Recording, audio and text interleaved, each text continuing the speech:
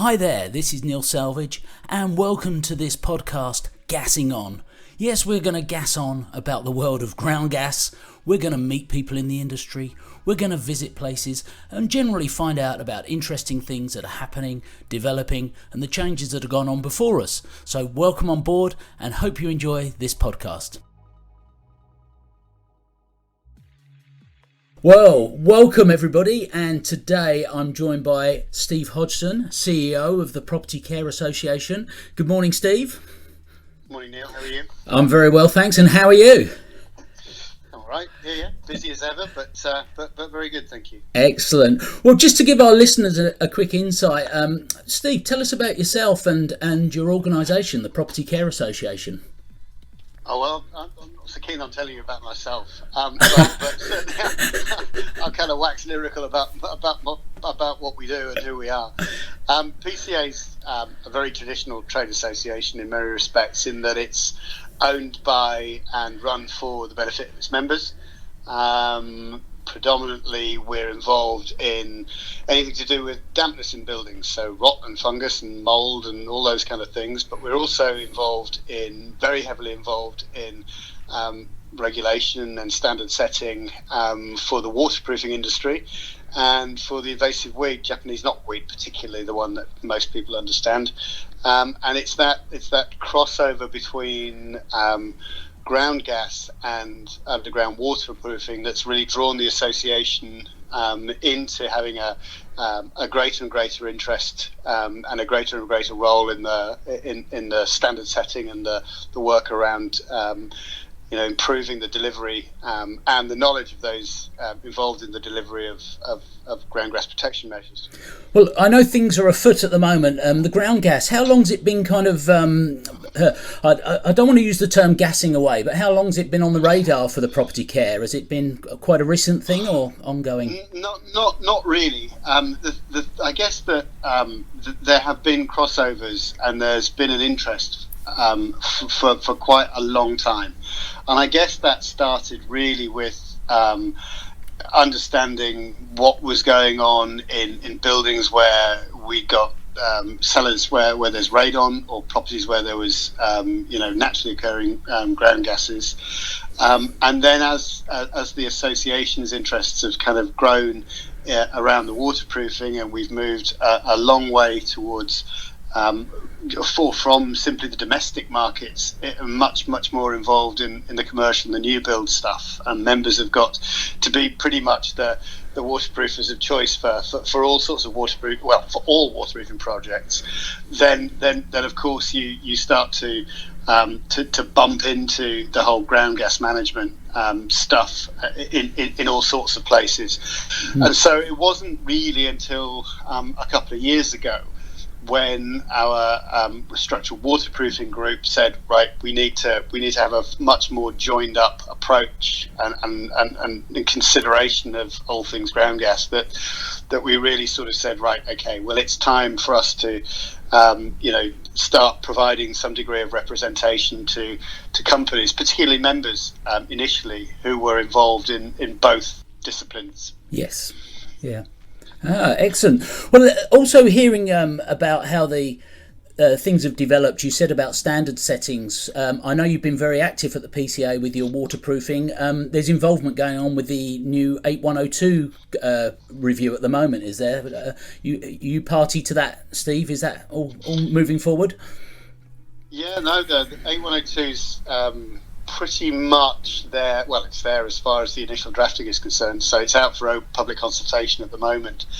And that was one of the things that we wanted to do, was make sure that the relationship between the gas, if you like, the ground gas management standards and the waterproofing standards were at least properly cross-referenced, because in the previous waterproofing standard it wasn't done so well. So I think we've moved quite a long way towards that.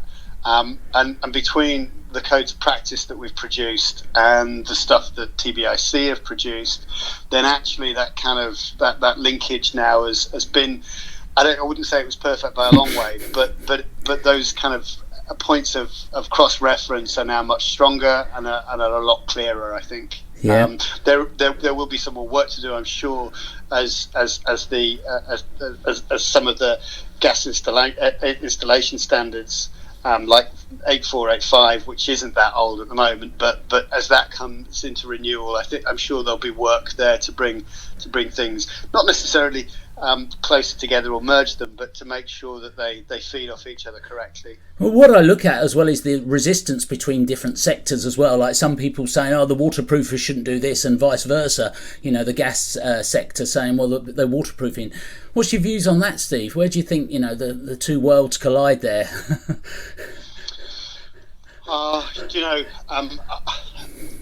My kind of views, we kind of move off what the association's views are, and you asked me what my views are. The fact is that we know that you get caught if you do bad waterproofing, and you get caught because things get wet.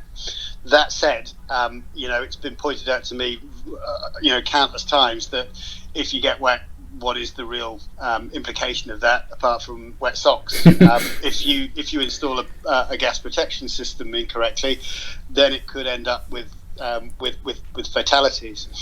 And so the implications, one could argue, are far greater with gas protection than they are with waterproofing, but the chances of getting caught doing a bad installation are far greater with waterproofing than they are with gas protection. Yeah. So my own view is that the waterproofing industry have proved that they have the skills with good waterproofing, and therefore the transfer and the transition to be able to do good, high quality, well detailed gas protection is there. The difficulty is there are a different set of drivers and a different world of delivery and procurement that we're not necessarily in the waterproofing industry totally switched on to right the way through the echelons of those involved. Having said that, there are an awful lot that are as well. And as far as gas protection specialists are concerned, then actually I agree too that there are lots of transferable skills between gas protection and waterproofing.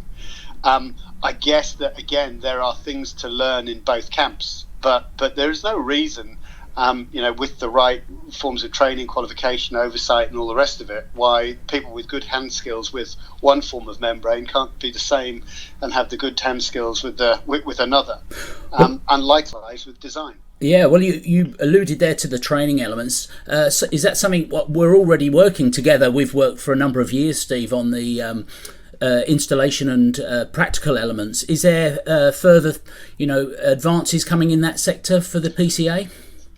Yeah, that's a leading question. You know there is, Neil. We're working on it right now. Well, I want to give our listeners the insight. Tease them in, Steve. And I personally, as you know, I'm very excited about where we're going with that. So yeah, we're.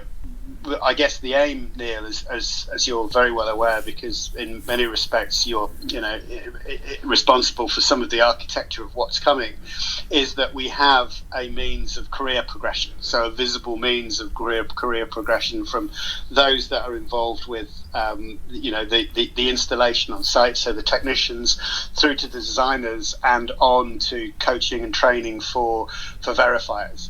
So we have an end-to-end, connected and highly progressive system of training that runs through that.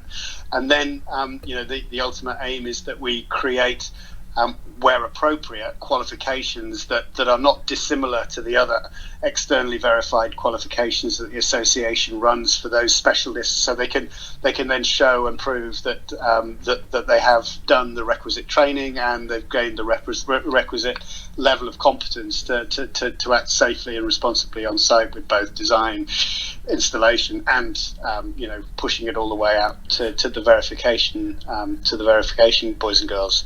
Excellent. And that hooks into the established NVQ system as well. So we're not running roughshod over that. We're drawing that into the whole process. And as you say, it's exciting times to see things evolve and develop. I'm quite passionate, as you know, Steve, and like yourself, the PCA driving training, getting people, making it accessible to all. Is there any information, or would the PCA be able to guide anybody that's listening today if they wanted further insights? Where should they look, Steve? Well, there's you look at it from two separate points of view. If you want information about what we're doing and how we're doing it, we are pretty much an open book, and we are open to include anybody who meets the grade into membership. If you want to know more and be part of the development of the group and understand things from the inside, membership is open to you. If you simply want to look at what we can do for you as an individual or a company in regards to training and instruction, that's all over the website, and I or my team at the training department would be very happy to talk to you about that. But as we move forward, we will be putting things into the public domain. Nothing of what we produce by way of technical information or anything of that nature is ever kept private or secret. We are interested not only in the promotion of our members but the betterment of the sector. So we don't believe in kind of sitting closely guarding anything that we create. We put it out there and allow industry and the wider community to draw off that stuff. So just get in touch. I'm sure that we can help you, and we're very open to working with people that aren't currently in the mix. Excellent. No, well, Steve, that's been really helpful and really great to speak to you and catch up, and really appreciate your time. So hope anybody, like we say, Steve's and the training team at the PCA certainly got a lot of information. Get in contact with them. And thanks again, Steve, for your time today. Neil, it's been a pleasure. Anytime at all. Thank you. Brilliant. Thank you. Top man, Steve. That was lovely.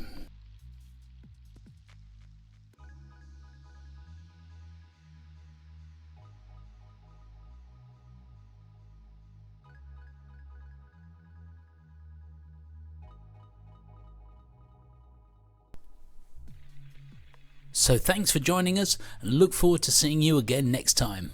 Bye now.